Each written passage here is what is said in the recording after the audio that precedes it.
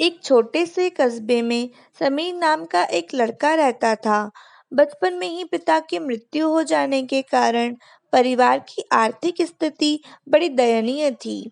समीर की माँ कुछ पढ़ी लिखी जरूर थी, लेकिन उतनी पढ़ाई से नौकरी कहाँ मिलने वाली थी। सो घर घर बर्तन मांजकर और सिलाई बुनाई का काम करके किसी तरह अपने बच्चे को पढ़ा लिखा रही थी। समीर स्वभाव से ही थोड़ा शर्मीला था और अक्सर चुपचाप बैठा रहता था। एक दिन जब वो स्कूल से लौटा तो उसके हाथ में एक लिफाफा था। उसने माँ को लिफाफा पकड़ाते हुए कहा, माँ, मास्टर साहब ने तुम्हारे लिए ये चिट्ठी भेजी है, जरा देखो तो इसमें क्या लिखा है। माँ ने मन ही मन चिट्ठी पढ़ी और मुस्कुरा कर बोली, बेटा, इसमें लिखा है कि आपका बेटा काफी होशियार है। इस स्कूल के बाकी बच्चों की तुलना में इसका दिमाग बहुत तेज है और हमारे पास इसे पढ़ाने लायक शिक्षक नहीं है। इसलिए कल से आप इसे किसी और स्कूल में भेजें। यह बात सुनकर समीर को स्कूल ना जा सकने का दुख तो हुआ, पर साथ ही उसका मन आत्मविश्वास से भर गया कि वो कुछ खास है और उसकी बुद्धि तीव्र है। माँ ने उसका दाखिला एक नए स्कूल में करा दिया। समय बीतने लगा। समीर ने खूब मेहनत से पढ़ाई की। आगे चलकर उसने सिविल सर्विसेज परीक्षा भी पास की और आईएएस ऑफिसर बन गया। समीर की माँ अब बूढ़ी हो चुकी थी और कई दिनों से बीमार भी चल रही थी और एक दिन अचानक उनकी मृत्यु हो गई। समीर के लिए ये बहुत बड़ा आघात था। वह बिलख बिलख कर रो पड़ा। उसे समझ नहीं आ रहा था कि अब अपनी माँ के बिना वो कैसे जिएगा। रोते रोते ही उसने माँ की पुरानी अलमारी खोली और हाथ में उनकी माला, चश्मा और अन्य वस्तुएं लेकर चूमने लगा।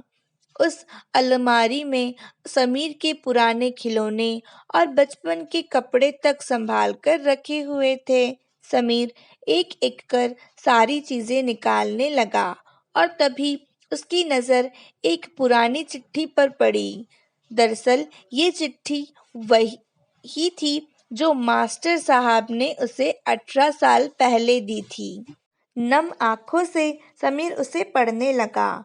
आदरणीय अभिभावक, आपको बताते हुए हमें अफसोस हो रहा है कि आपका बेटा समीर पढ़ाई में बेहद कमजोर है और खेल कूद में भी भाग नहीं लेता है।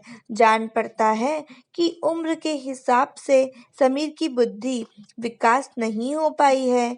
अंततः हम इसे अपने विद्यालय में पढ़ाने में असमर्थ हैं।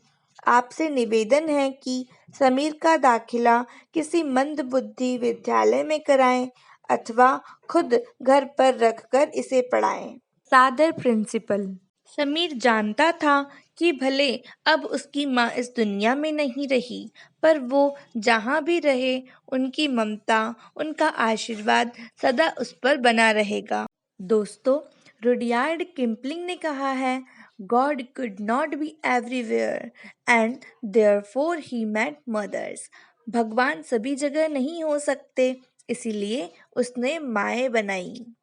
माँ से बढ़कर त्याग और तपस्या की मूर्त भला और कौन हो सकता है।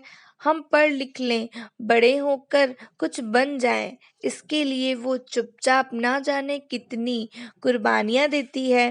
अपनी ज़रूरतें मारकर हमारे शौक पूरा करती है।